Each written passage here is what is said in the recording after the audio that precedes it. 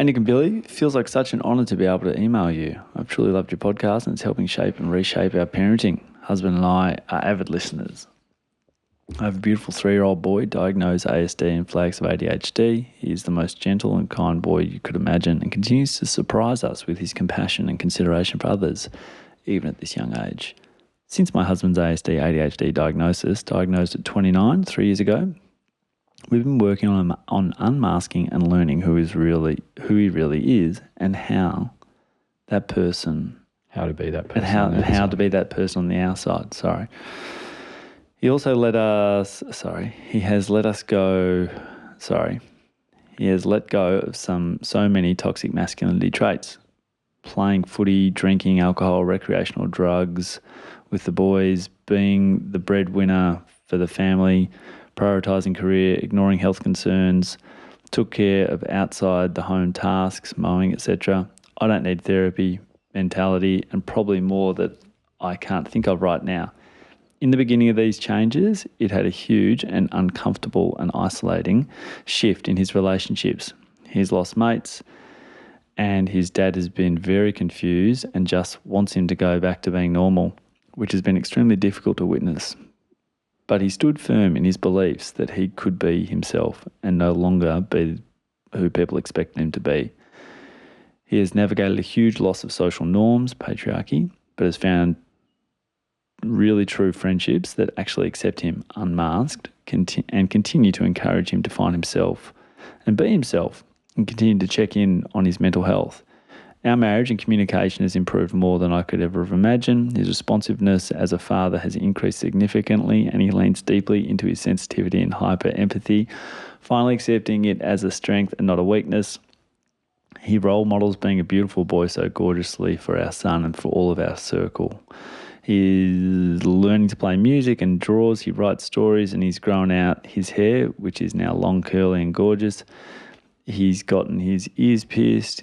He often wears my fun and colourful earrings. He prioritises spending time with people who fill his cup. He sees a psychologist, psychiatrist and naturopath regularly.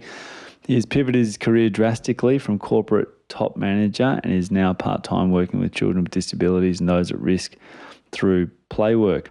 He gets to spend most of the time with our boy and he does so much around the house, cooking, cleaning, laundry, that he genuinely understands, sees and knows the mental load. This was a lot, so I understand if you don't read through it all, but if you need... But it has been so incredible to witness the patriarchy unfolding before my eyes and in my home and being able to reflect on it right now. My question is, how or where can we hear about other males smashing the patriarchy so that my husband's experience doesn't have to be repeated by others? So others can be shown that there is another way of living. I'm a child, domestic violence victim survivor, so this topic hits very deeply into my heart and inner child. I cut off ties with my abusive father, and when I fell pregnant and my son has no idea I even have a dad. I cut off ties with my abusive father when I fell pregnant and my son has no idea I even have a dad. How do I talk to my son about my experience without frightening the hell out of him? How much or little do I even need to tell him? How do we switch society to be a matricentric one? Do your best to give magical answers from the depths of all women trying to survive the patriarchal society. Thank you. Yeah. Beautiful dad story, hey, and journey. And how sad that his dad is like, I just want him to be normal again. Do you know what I mean? But he's kind of been surrounded. And it's a bit like that. Remember the last time we had that really powerful question we talked about afterwards where the dad was like, my mates just, I'm not in the WhatsApp group anymore because I wasn't partaking in that stuff. You know, it's really hard.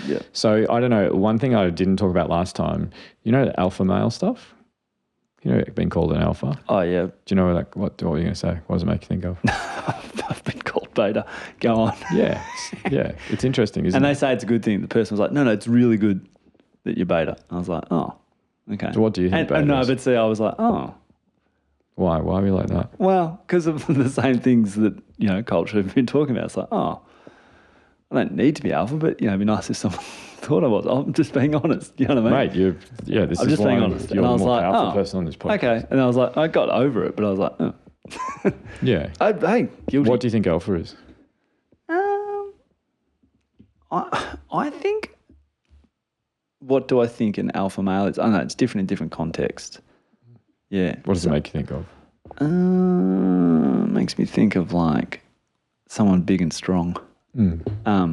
Who's like, I'll just be honest, like when someone goes, oh, they're an alpha male, but they also like, there's not all the aspects are great. Like they take what they want, that whole thing you're saying, and they get respect. You know, like it's that sort of thing. It's a man box stuff, isn't it? Yeah, it is. It is. It's kind of like Reacher. If you watch Reacher, I watch Reacher. Yeah. It's like, oh, he's an alpha male. He's physically 6'4". He's 110 kilos. He's all muscles, and he's probably intimidating when he walks in a room. So I've got to take back what I said. I don't want to be the alpha, but it's just, it's just like I also think about the lion. You know, like the alpha lion. Do you know what I mean? That's what I think about. I think about these things. I don't want to be these things. No. But why do you think that you look up to Reacher, the fictional character? No. Well, when I'm watching the show, I do, but I don't realistically. Do you know what I mean? Yeah, mate, you're amazing. But see, this is what I'm saying. Why like, don't I you? look at all these things, and like I look at Tyler Durden, and I go, yeah, cool. But I'm suspending disbelief because I'm watching something. Do you know what I mean? But then it probably does influence my thoughts and feelings, but I don't think it does, but it probably does. God, you're amazing. So yes, that's the problem. Because I'm torn with this whole thing. Totally, because you're torn. I love great athletes and footballers. Yes. Because I'm like, God, he's a monster. I love him. But you don't. That doesn't choose how you are with people. Doesn't mean I want to live outside of that realm. I like, you know, like it's a. It's a field or a movie. It's a boxing ring or something. You know, like I don't know. I struggle with a lot of the thoughts and opinions because I'm like, I don't see it all that because I. Do you think everyone struggles with it like that and is actively working on? No, that's not who I want to be out in the real world. Yeah, but I don't know. Suspend. Maybe not. Maybe not reality. We know that. Say they don't. Yeah, because that's my thing. Because I enjoy aspects of all these things. Yeah. Like I enjoy Brad Pitt in that movie. I told you this in the first part of the episode. I was like. Yeah, I get it. It's not right, but there's something I like about it. Maybe I like the film. But you can hear about it, and you can see the challenge to Fight Club mentality in Tyler Durden, can't you? You can see how lost he is, how lost Norton's character is. Yeah, like, totally. And you in your life, what values do you work on? I don't know. What are values? What do you work on? What is the stuff you're working on? Think about it. What's the stuff you're working on? I'm working on being a better parent. What does that mean? Being emotionally connected, not jump to conclusions, not going like, oh yeah, why are you thinking that? Go, oh, that must be tough for you. Like that's a terrible way to feel. Yeah. Like originally, because I like to stamp things out too quickly. Like I'm like any other parent. I just want to not dwell on stuff with the kids. I just want to like keep moving. Yeah. You're working on being more intimidating? No. Being physically bigger? I don't think I can. I've got no testosterone left. Apparently I get smaller from here is what I keep reading. Is that right? I'm 44 next month. Apparently I can't put on more muscle. Is it true? We can talk about it another time. There's some evidence, but you can counteract it. But your muscle mass reduces from here on. But mate, we've got a lot to lose, so we're fine. Hair's not helping. It's all going south. So look, I'm doing the best. I'll tell you what I am doing. I'm doing the best of what I got, I reckon. You are, mate. You're guiding me and lots of people in doing that. Anyway. But it's true, isn't it? So very quickly, it's not lions that alpha males comes from. Okay. It's chimpanzees. It's decades ago, a primatologist observed chimp behaviour and called alpha males the ones that aggressively and violently hoarded resources. They had sex with as many females as they can. They fought and often killed lesser males and females. They had earlier death because of how violent and abusive they were in their relationships, and they were not protected. Yeah. Yeah, who would protect them? Well, who wants to be an alpha? I've had the same thing. I get what you're saying, yeah. So do you know the actual story of it is 8 million years ago, we separated from what are now chimps. Okay.